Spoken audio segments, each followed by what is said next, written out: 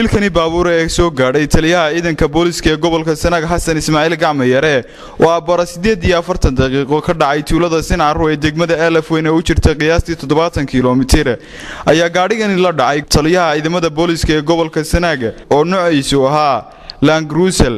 ayaa waxa shilkaasi baabuur maanta ku geeriyootay hal ruux oo lagu magacaabo Saafi Ismaaciil Yuusuf halka taliya Xasan Ismaaciil Gacmo Yare ay jug weyn ka soo gaadhay shilkaasi baabuur safar socdaalkan uu taliyuhu ku guda jiray markii uu shilkani soo gaadhay ayaa ku salaysna xaalad caafimaad oo la soo daristay awgeed taasi oo ka soo gaadhay dhawaan shilkii baabuur ee isna uu daadku kula tagay buuraleyda deegaanka Daalo waxaana isla waqtigii shilkaasi dhacay gurmad degdeg ah la gaadhay dhammaan maamulka degmo iyo sidoo kale dhamaan ciidanka booliska ee degmada Elafweyn bismillaahir rahmaanir rahiim maanta oo ay bishu tahay 15 bisha 12 waxa dhacay shil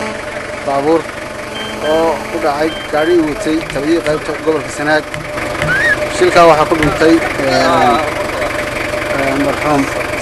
Saafi Ismaaciil Yuusuf inna lillahi wa inna ilayhi raaji'uun waxa dhacay shil taliye booliska qaybta degmada Cergaabo Xasan Ismaaciil Yuusuf gaari wato ayaa ku dhacay Sinaaro agteeda Saafi Ismaaciil Yuusuf waxaanu uga tacsiideynaa ehelkii ay ka dhimatay waxaan leenahay samriye man Ilaahay naga siiyo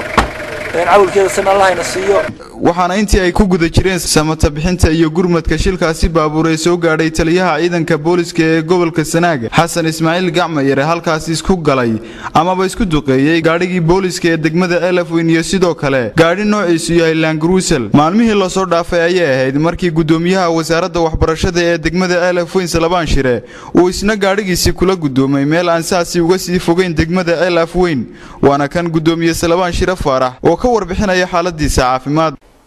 والله عبد الرحمن كل نقصنا وياها ودنا عم بقارب كثير فرست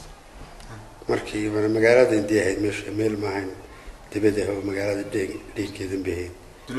تقولت كم مقالات أبى قارب هناك تاجن بابا مركي بقارب كرفتي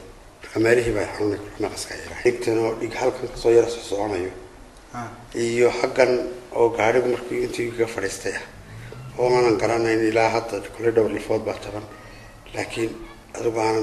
وعبد الرحمن إسماعيل سعيد تلفزيون قرنك الصومالي الآن Elafweyn راديو هرقيسة Elafweyn